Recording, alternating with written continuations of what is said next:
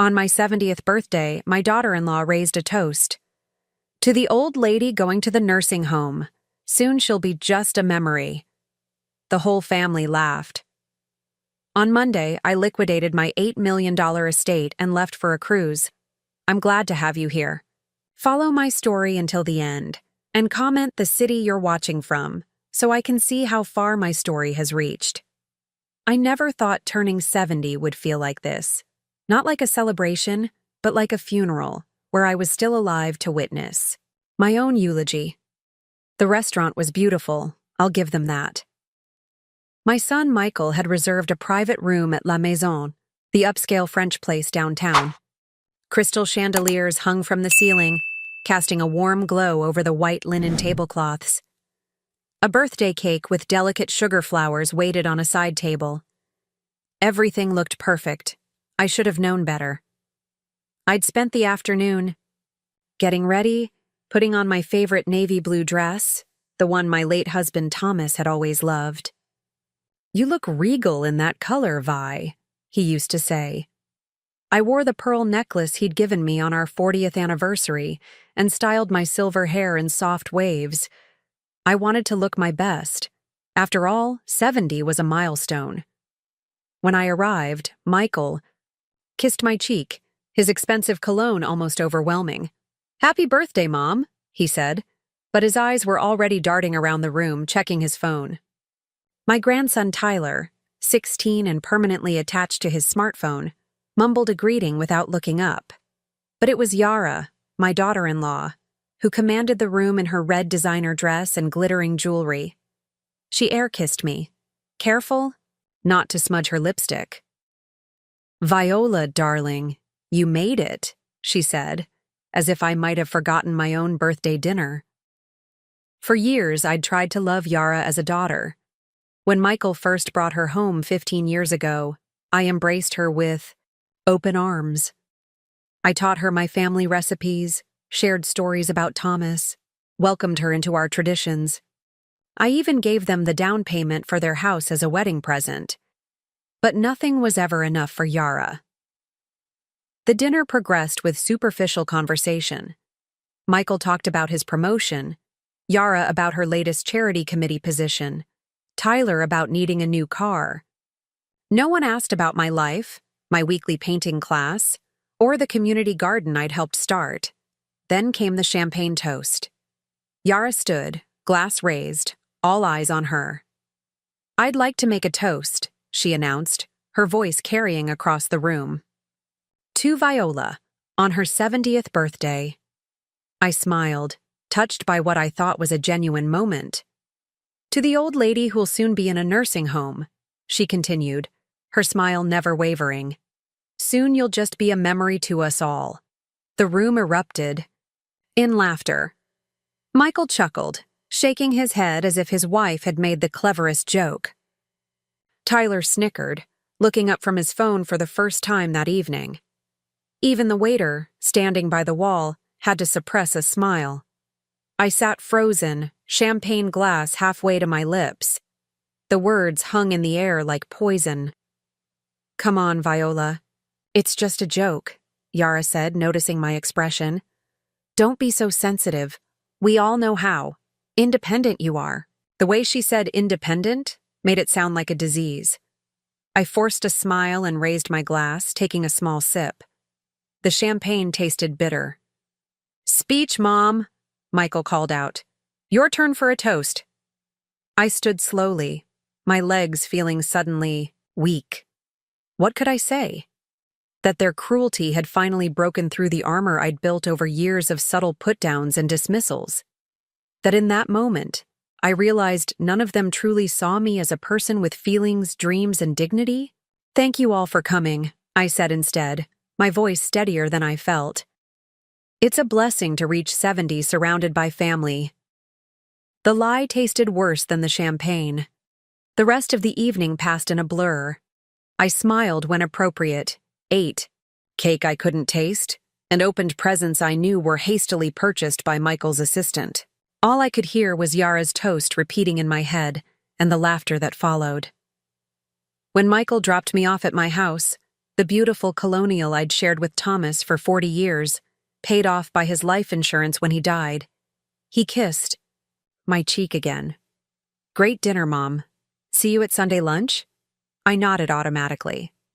Sunday lunch, where I would cook for everyone while Yara criticized my decor, and Michael checked his emails. Once inside, I locked the door and let the tears come. I cried for the first time since Thomas's funeral 5 years ago. Not delicate, dignified tears, but painful sobs that left me gasping for breath. I cried for the years I'd spent trying to please a family that saw me as nothing but a convenience, an ATM, a free babysitter, a joke. I cried for Thomas, who would have been furious if he'd heard Yara's toast.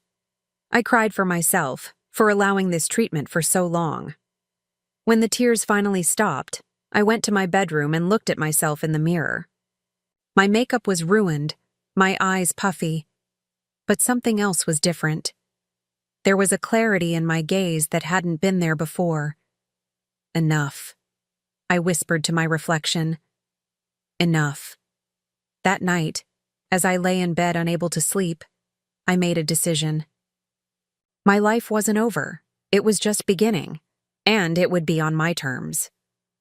The next morning, I called my bank and made an appointment. Then I called my lawyer. And finally, I pulled out the travel brochure for the Mediterranean cruise I'd been secretly dreaming about since Thomas died. For the first time in years, I felt something like hope, like freedom. They thought I was just a memory waiting to happen. I'd show them how wrong they were. Monday morning arrived with a clarity I hadn't felt in years. The humiliation of my birthday dinner had crystallized into something harder, more determined. I dressed carefully in my best pantsuit, the one I'd worn to Thomas's funeral and hadn't worn since. Today felt equally momentous. My first stop was Hamilton Trust Bank, where manager Jim Peterson had known Thomas and me for over 30 years. His eyebrows shot up when I told him what I wanted to do. "That's a substantial liquidation, Viola," he said, leaning forward across his desk. "Are you sure about this? These investments have been performing well." "I'm certain, Jim." My voice didn't waver. "I'd like to close all accounts except my checking account, which I'll keep open with $10,000. He removed his glasses, polishing them nervously. "May I ask why? Is everything all right?" I thought about Yara's toast, about the laughter that followed, about 5 years of Sunday lunches where my opinions were dismissed, where I was treated like an obligation rather than family. "Everything is finally going to be all right," I replied. Jim nodded slowly. "It will take a few days to liquidate everything properly. The CDs will have some penalties for early withdrawal." "I understand. I'll pay the penalties." 2 hours later, I left with the paperwork started. $8 million, the result of Thomas's life insurance, our investments, and the sale of our manufacturing business when he got sick, would soon be entirely under my control. My next stop was Gerald Webb's law office. Jerry had been Thomas's college roommate and our family lawyer for decades. His secretary, Martha, hugged me when I arrived. "Viola, so good to see you. How was the birthday?"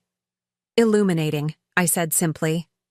Jerry welcomed me with a warm handshake. At 75, he was still sharp as a tack, his bow tie as perfectly centered as always.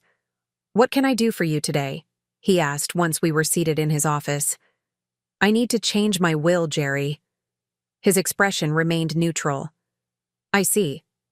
Any particular reason?" I took a deep breath. "I'm liquidating my assets and making some life changes. Michael and his family will no longer be my primary beneficiaries." For a moment, silence hung between us. Then Jerry leaned back in his chair. "Viola, we've known each other a long time. This seems sudden." "It isn't," I said, surprised by the steadiness in my voice. "It's been coming for 5 years since Thomas died. Maybe longer."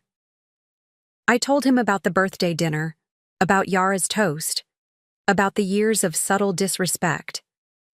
As I spoke, his expression darkened. "Thomas would be livid," he said finally. "Yes, he would. I smiled sadly. But Thomas isn't here. I am. And I'm finally taking control of what's left of my life. When I left Jerry's office, the afternoon sun was warm on my face. I walked to the small cafe on the corner, the one where Thomas and I used to have Sunday brunch.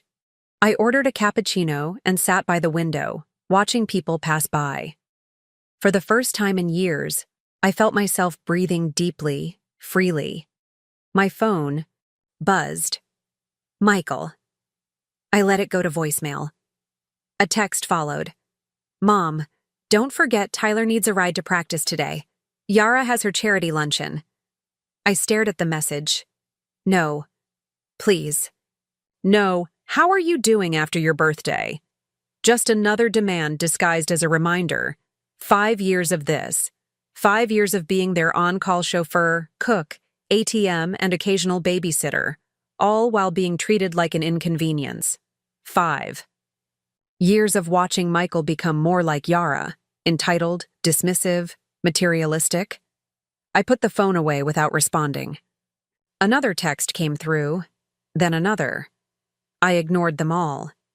Instead, I opened my tablet and navigated to the Mediterranean cruise I'd been eyeing. 15 days sailing from Barcelona to Athens, with stops in France, Italy, and the Greek islands. I'd dreamed of seeing the Mediterranean since I was a girl, but Thomas's health had always been too fragile for such a long trip. My finger hovered over the Book Now button. Was I really going to do this? Leave everything behind? The house where I'd raised my son, the community I'd been part of for decades. My phone buzzed again. A voicemail from Yara this time. Viola, Michael said you're not answering. We really need you to get Tyler today. I can't miss this luncheon. It's for charity, you know. Call me back immediately. The imperious tone decided. It for me. I clicked Book Now and went through the reservation process, selecting a balcony suite. Single occupancy. When the confirmation came through, I felt a strange mixture of terror and exhilaration. I'd never traveled alone before. I'd never made such a big decision without consulting someone else. First my parents, then Thomas, then Michael. On my way home, I stopped at Barnes & Noble and bought 3 travel guides to the Mediterranean, a journal, and a book titled Solo Travel After 60. The young cashier smiled at me. Planning a big trip? She asked. The biggest, I replied, returning her smile. At home, I made myself a cup of tea and sat in Thomas's old armchair.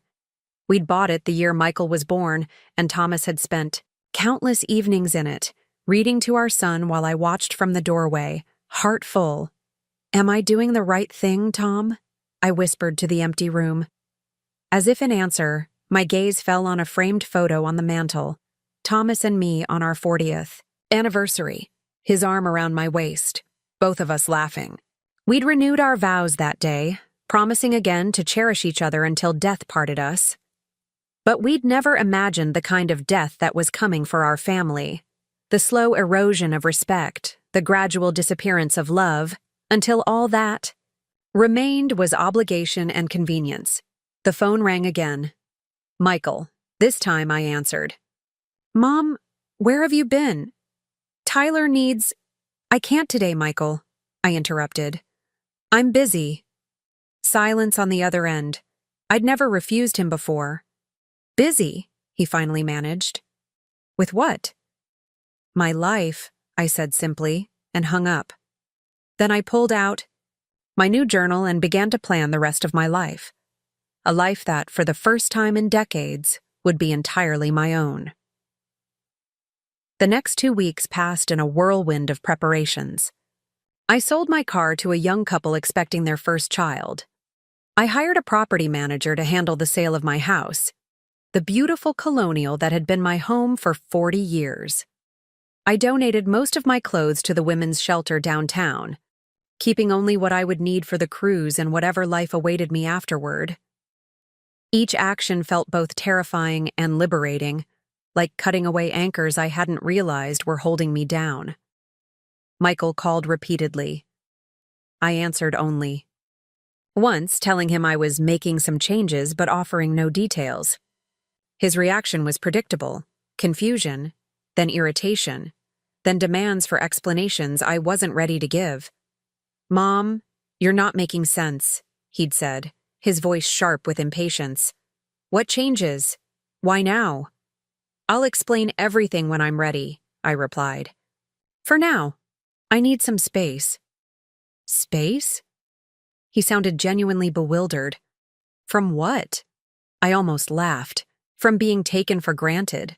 From being the convenient solution to everyone's problems while my own needs were ignored. From the slow suffocation of living as an afterthought in my own family. But I simply said, "I'll be in touch," and ended the call. The morning of my departure arrived crisp and clear. My suitcases, brand new, purchased for this journey, waited by the door. My passport, updated after Thomas died but never used, sat in my purse alongside my wallet, now containing a significant amount of cash and a new credit card linked to my personal account. I took one last walk through the house, touching familiar surfaces, saying goodbye to the home where I'd raised my son, loved my husband, and eventually lost myself. In the master bedroom, I paused at Thomas's side of the bed, still preserved as if he might return any moment. "I hope you understand," I whispered to his memory. "I need to find myself again." The taxi arrived at 9 a.m. sharp. As we pulled away, I didn't look back. At the airport, I checked my luggage with hands that trembled slightly. I was really doing this, flying to Barcelona alone, at 70 years old, to board a cruise ship bound for adventure. The thought was both exhilarating and terrifying. While waiting at the gate, my phone buzzed with a text from Yara. "Viola, Michael says you're acting strange. Remember, we need you for Sunday lunch. Tyler has a game after." I turned off my phone. Without responding, the flight to Barcelona was long but surprisingly pleasant. I watched 2 movies, ate the airline meal without complaint, and even managed to sleep for a few hours. When we began our descent over the Mediterranean coast, the sight of the sun glinting off the azure water brought tears to my eyes. Here. I had made it. The cruise terminal was bustling with activity. I followed the signs for the Celestial Voyager, my heart beating faster with each step.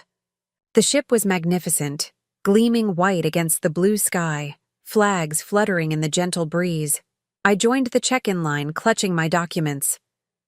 "First cruise?" asked the woman behind me, her American accent comfortingly familiar. I turned to see a slender woman about my age with short silver hair and bright blue eyes. Her smile was warm and knowing. "Is it that obvious?" I asked, returning her smile. "You have that look of terrified excitement," she said with a laugh. "I remember it well from my first solo trip." "Solo trip," I repeated, testing the phrase. "Yes, I suppose that's what this is." "I'm Agatha," she said, extending her hand. "Agatha Reynolds." "Viola Harrington," I replied, shaking her hand. "Pleased to meet you." "Well, Viola Harrington," she said, her eyes twinkling. "How about we have dinner together tonight? First nights can be intimidating when you're alone." I hesitated only briefly before nodding. "I'd like that very much." After check-in, I found my stateroom on deck 8. The balcony suite was more luxurious than I'd imagined, a queen-sized bed with fine linens, a sitting area with a small sofa, and a private balcony overlooking the sea. I unpacked methodically, hanging my clothes in the closet, arranging my toiletries in the bathroom. As I worked, my phone buzzed from the depths of my purse. I had turned it back on after landing, out of some lingering sense of responsibility. Now I retrieved it to find 6 missed calls and a dozen texts, all from Michael or Yara. The latest was from Michael. "Mom, where are you? The house is empty and your car is gone. Call me immediately." I sat on the edge of the bed, phone in hand. They had gone to the house, probably expecting to find me there, ready to drive Tyler to his game or prepare Sunday lunch. Instead, they'd found emptiness. Now they were panicking, not out of concern for me, but because their carefully arranged lives had been disrupted. A pang of guilt shot through me. Was I being selfish? Abandoning my family without explanation? What kind of mother does that? But then I remembered Yara's toast, the cruel laughter, the years of being taken for granted. I remembered Michael's impatience whenever I expressed a need or desire of my own. I remembered how they had already dismissed me as heading for a nursing home. Soon just a memory. With steady fingers, I typed a brief message. I'm safe, taking some time for myself. We'll be in touch when I'm ready. I hesitated, then added, Please respect my need for space. Then I silenced the phone and placed it in the room safe. I wouldn't turn it off completely, that felt too final. But I wouldn't let it intrude on this journey either. A knock at my door startled me. I opened it to find Agatha, now dressed in white linen pants and a turquoise blouse. Ready for the sail-away party? She asked, her enthusiasm infectious. There's champagne on the top deck, and we get to watch Barcelona disappear as we head out to sea. I smoothed my hands over my own outfit, a new pale blue dress I'd bought specifically for this trip. Ready, I said, feeling the truth of it settle into my bones. As the ship pulled away from the dock, I stood at the railing beside Agatha, champagne flute in hand.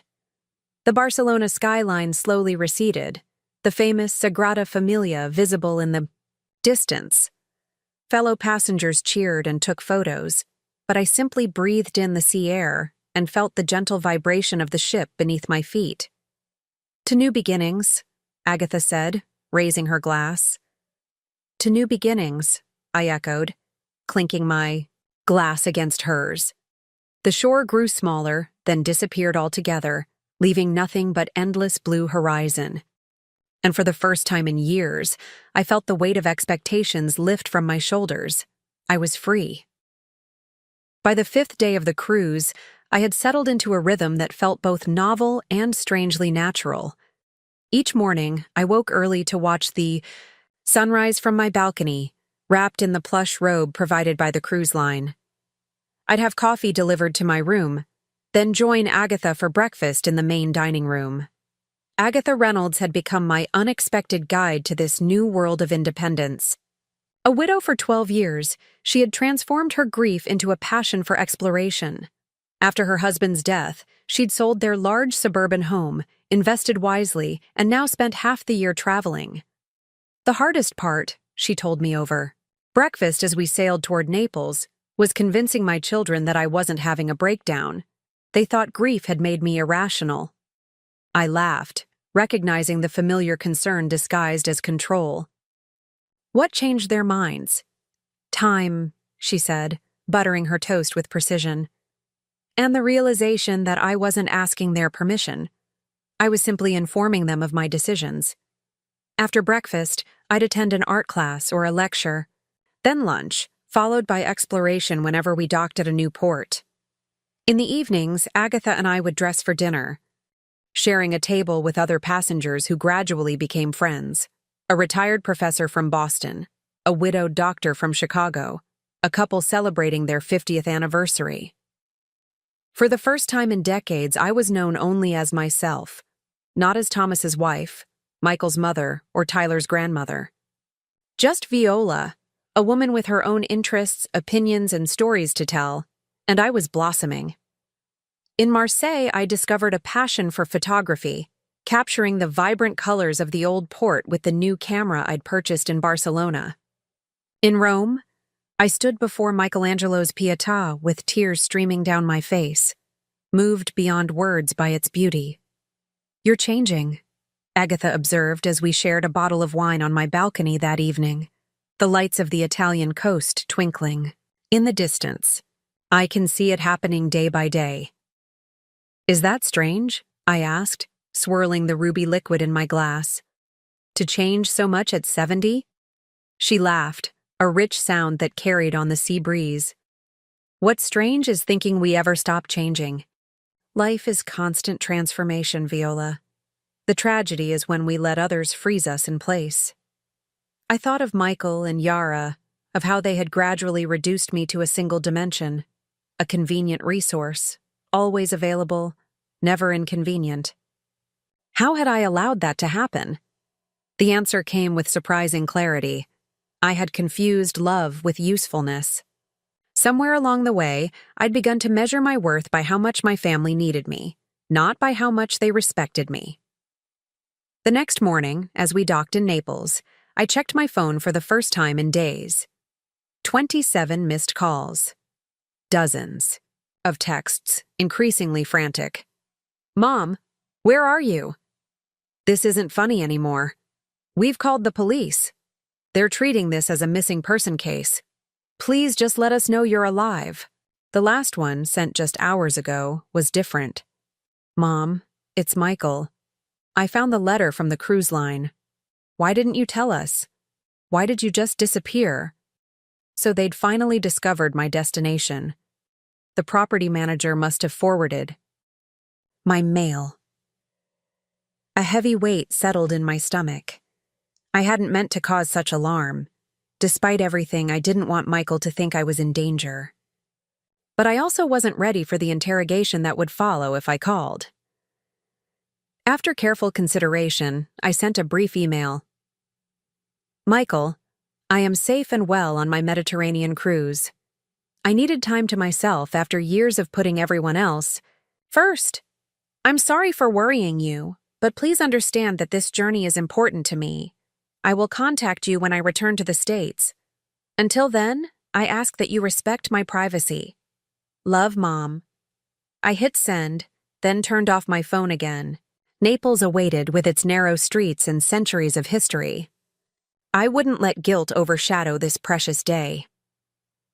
That afternoon, as Agatha and I explored the ruins of Pompeii, I found myself drawn to the plaster casts of the city's final victims. Men, women, and children, frozen in their last moments when Mount Vesuvius erupted in 79 AD. Their forms were haunting, yet strangely beautiful in their humanity. They had no warning, our guide explained. No time to escape. I stared at the figure of a woman, her arms raised as if to protect herself from the inevitable. How many warnings had I ignored in my own life? How many times had I felt the tremors of discontent, but convinced myself the eruption would never come? "You're thinking about your family," Agatha said quietly as we walked back to the ship. I nodded, surprised by her perception. "I keep wondering if I did the right thing, leaving so abruptly, without explanation." "Would they have listened if you'd tried to explain?" she asked. The question hung between us, unanswerable yet revealing. No, they wouldn't have listened.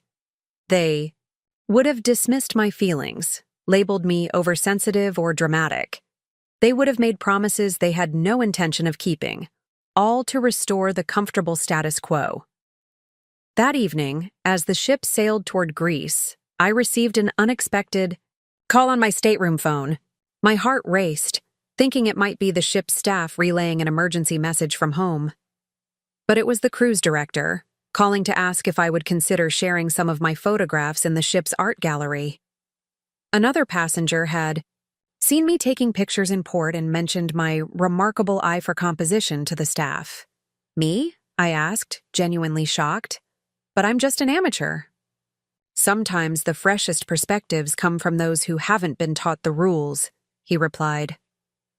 2 days later, 5 of my photographs, printed and framed by the ship's photography center, hung in the gallery alongside works by professional artists. My name on the little placards beside them looked strange, almost like it belonged to someone else. Viola Harrington, United States.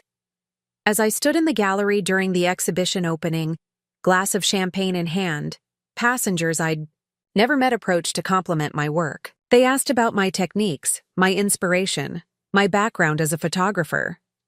"I just started, actually," I admitted to a couple from Australia. "This cruise is my first real adventure with a camera." "You've got a natural talent," the woman said. "The way you capture light is quite special."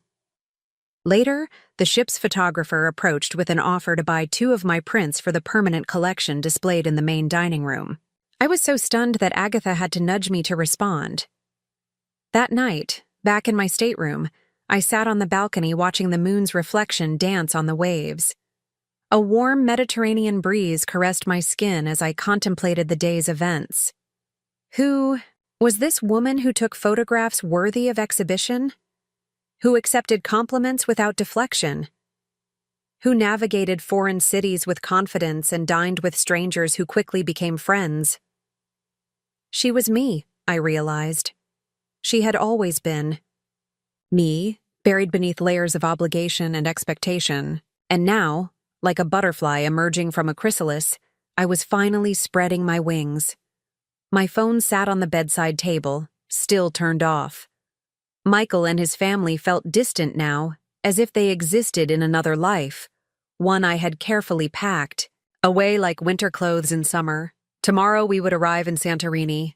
I had already decided to take a watercolor class offered on the island, to try my hand at capturing the famous blue domes and whitewashed buildings in a new medium. I was no longer just existing. I was living, discovering, becoming. And I had no intention of going back to the woman I was before. Chapter 5.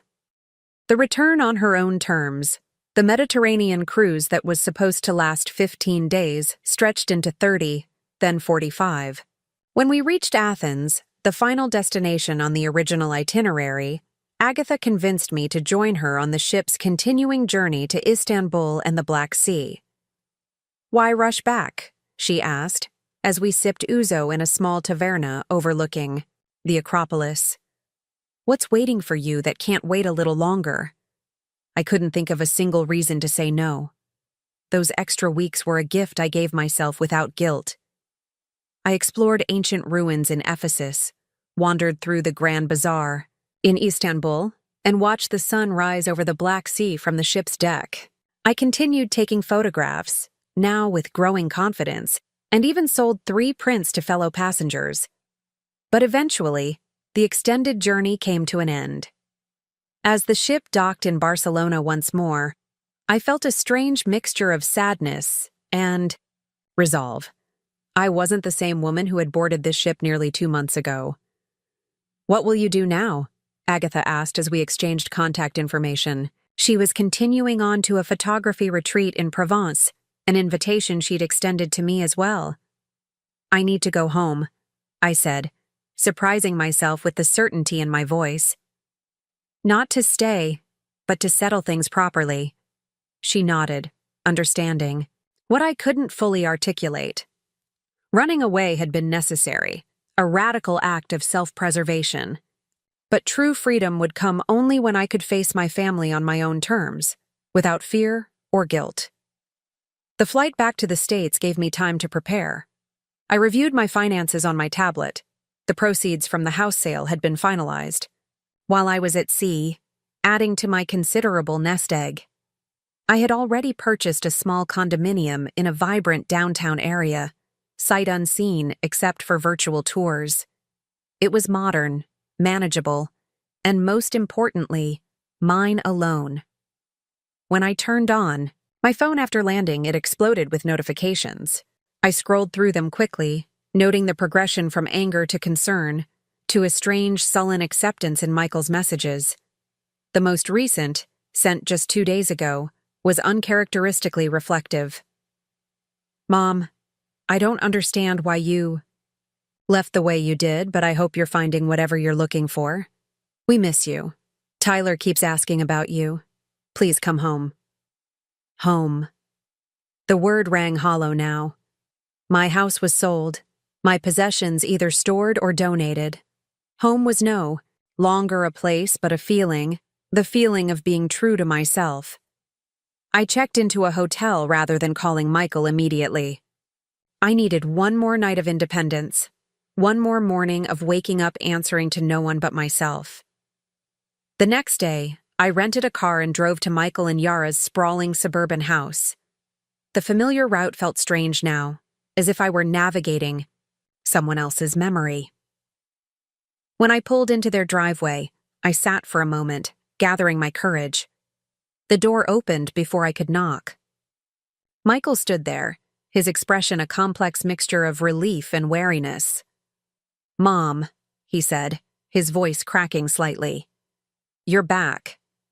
"I'm back," I confirmed, stepping inside when he moved aside. The house was exactly as I remembered, tastefully decorated in the neutral tones Yara preferred. Immaculate to the point of feeling unlived in.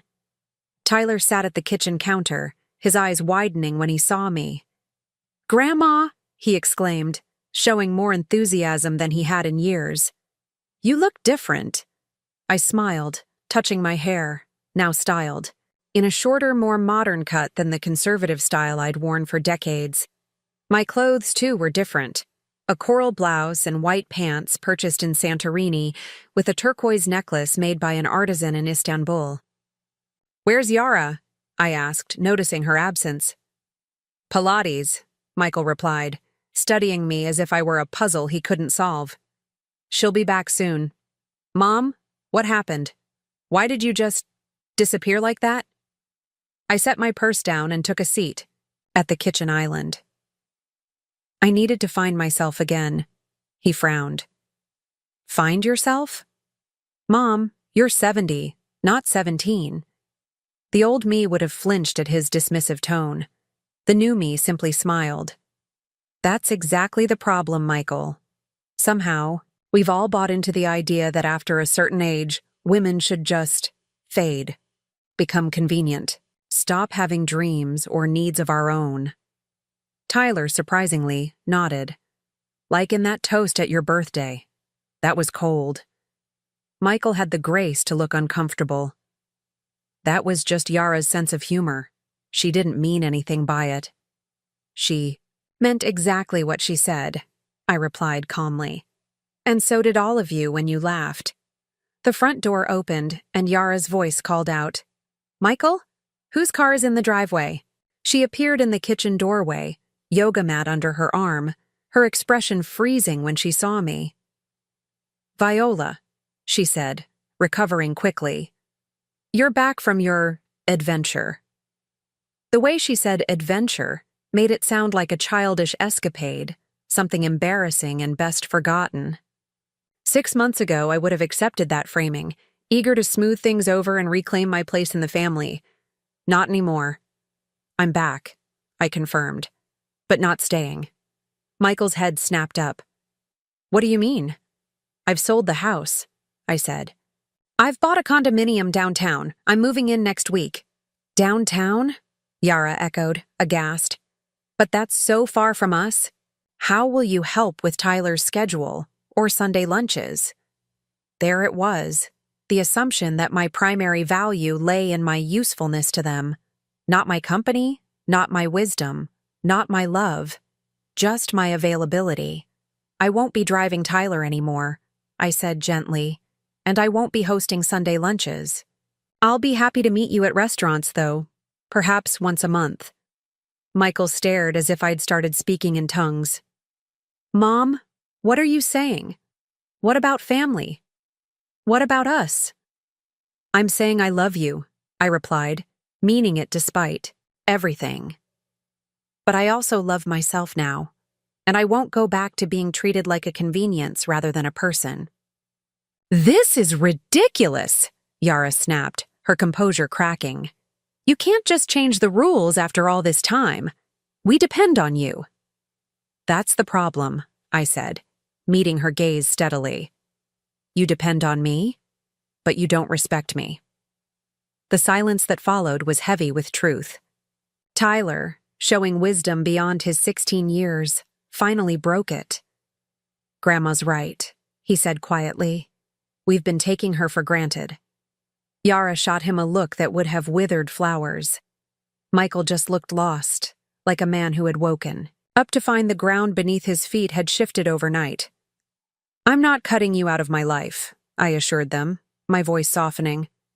"I'm just changing the terms of my participation. I want a relationship based on mutual respect, not obligation." "And if we don't agree to your terms?" Yara challenged.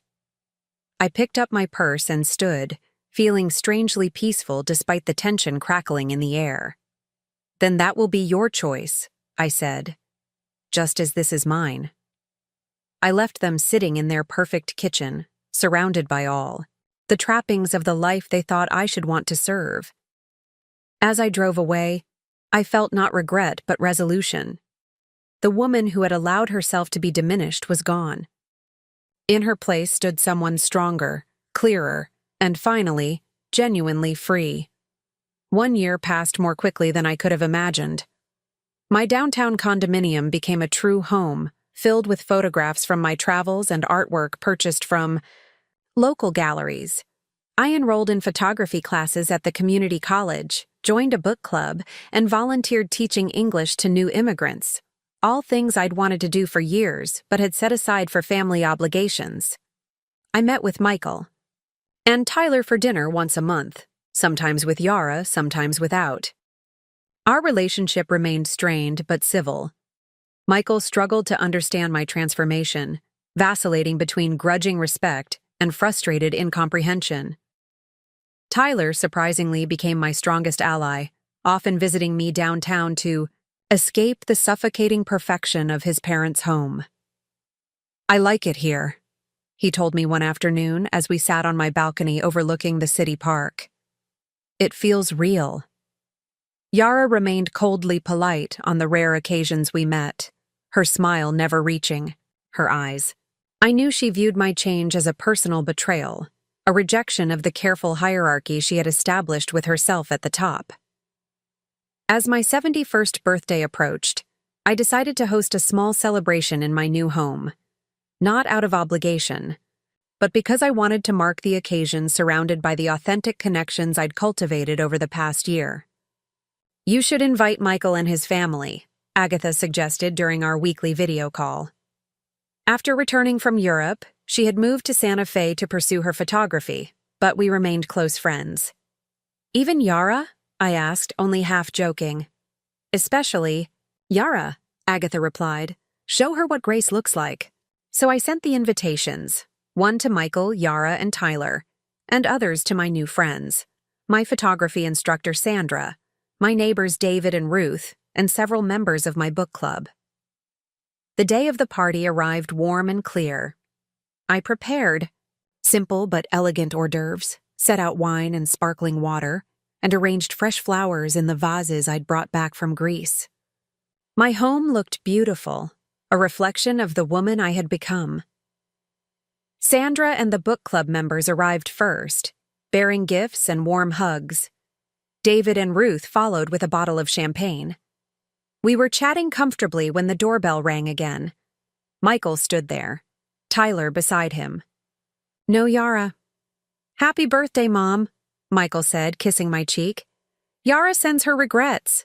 She has a charity committee meeting." The old me would have been hurt by her absence. The new me simply nodded, unsurprised. "Come in. There are people I'd like you to meet." As I introduced my son and grandson to my friends, I watched Michael's face carefully. He seemed genuinely shocked by this glimpse into my new life. These interesting, accomplished people who valued my company, who knew me as Viola the photographer, Viola the avid reader, Viola the traveler. Not as Michael's mother or Tyler's grandmother, but as myself. Tyler integrated easily, engaging David in a conversation about architecture, his newest interest. Michael lingered at the edges, a stranger in this world I had created without him. After everyone had arrived, Sandra called for attention. "I have an announcement," she said, smiling at me. "Our very own Viola has been selected for the Community Art Center's Emerging Photographers exhibition next month. 3 of her Mediterranean series will be featured." My friends applauded enthusiastically. Michael's eyebrows shot up in genuine surprise. "You're a photographer now?" he asked when the conversation had resumed around us. "I'm many things," I replied. "Photography is just one of them." He studied me with new eyes. "You've really changed, Mom." "I've really become myself," I corrected gently. The evening progressed pleasantly. We shared stories, laughed, and eventually gathered around the dining table for cake. As Sandra brought it out, a beautiful confection from my favorite bakery, I noticed Michael checking his phone repeatedly. "Everything okay?" I asked. He hesitated. "Yara wants to know when we'll be home. She finished her meeting early." Ah, there it was. The summons, the expectation that he would drop everything at her. Convenience. How familiar it felt, watching from the outside now. "You should invite her to join us," I suggested, surprising myself with my own sincerity. "There's plenty of cake." Michael looked doubtful, but sent the text. 10 minutes later, the doorbell rang again. Yara stood there, impeccably dressed as always, a small gift bag dangling from her fingers. "Happy birthday, Viola," she said, her smile practiced. "I hope I'm not intruding." "Not at all," I replied, ushering her in. "We're just about to have cake." As we gathered around the table, my friends raising their glasses in birthday toasts, both heartfelt and humorous, I watched Yara taking in the scene. Her eyes darted from the tasteful decor to my relaxed, happy guests, lingering on the framed photographs that now lined my walls, tangible evidence of my new identity. When everyone had been served cake, I stood to offer my own toast. "Thank you all for being here," I said, looking around at the circle of faces, some new, some familiar, all dear to me in different ways. A year ago, I couldn't have imagined standing here, in my own home, surrounded by such wonderful people. I've learned that it's never too late to discover who you really are. My friends raised their glasses with murmurs of agreement. Even Michael smiled, though something wistful flickered in his eyes. Only Yara remained stone-faced, her glass barely lifted. After cake, as conversations formed and reformed around the room, Yara approached me near the kitchen. "So, this is your new life," she said, gesturing vaguely at the apartment. "All alone." "I'm not alone," I corrected her. "I'm independent." "There's a difference." She gave a small, dismissive laugh. "At your age, isn't it the same thing?" The comment was so similar to her cruel birthday toast a year ago, yet now it held no power to wound me. "No, Yara," I said calmly. "Being alone is what I felt sitting at my own birthday dinner while my family laughed at the idea of me being just a memory. This," I gestured to my home, my friends, my photographs. "This is being complete." Her smile faltered, uncertainty flickering across her perfect features. I continued, my voice gentle but firm. "A year ago, you thought I was finished, ready for the shelf or the nursing home. But look around, Yara. I'm just getting started." Before she could respond, Tyler bounded over, excitement lighting his face. "Grandma, David says you might be able to photograph his daughter's wedding next spring. Is that true?" I smiled at my grandson, now taller than me and showing signs of the thoughtful man he might become. "Yes, we've been discussing it. David's been very supportive of my work." Yara's eyes widened. "You're doing professional photography now?" "Semi-professional," I clarified. "I'm still learning, but yes, I've been paid for my work." Something shifted in her expression, a reluctant reassessment. For perhaps the first time, she was seeing me as a person in my own right, not just an extension of her husband's family or a convenient resource. As the evening wound down and guests began to leave, Michael approached me with a hesitant smile. "This was nice, Mom. Different, but nice." He paused, then added awkwardly, "I'm proud of you." The words warmed me, though I no longer needed his approval the way I once had. "Thank you, Michael. That means a lot." After everyone had gone, I stood on my balcony watching the city lights, a glass of champagne in hand. The night air was cool against my skin, carrying the promise of autumn.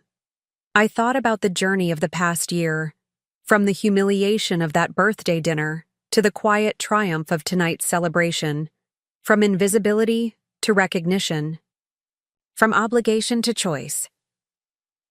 Yara's toast had been cruelly accurate in one sense. The woman I was then truly had become just a memory. But in her place stood someone stronger. Someone who had refused to be diminished by others' limited expectations. I raised my glass to the night sky, to the stars that had guided sailors for millennia, to the vast universe that held endless possibilities, even at 71. To the last laugh, I whispered and drank deeply. My story wasn't ending.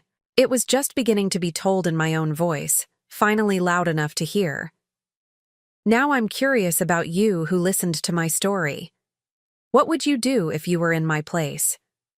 Have you ever been through something similar? Comment below. And meanwhile, I'm leaving on the final screen 2 other stories that are channel favorites, and they will definitely surprise you. Thank you for watching until here.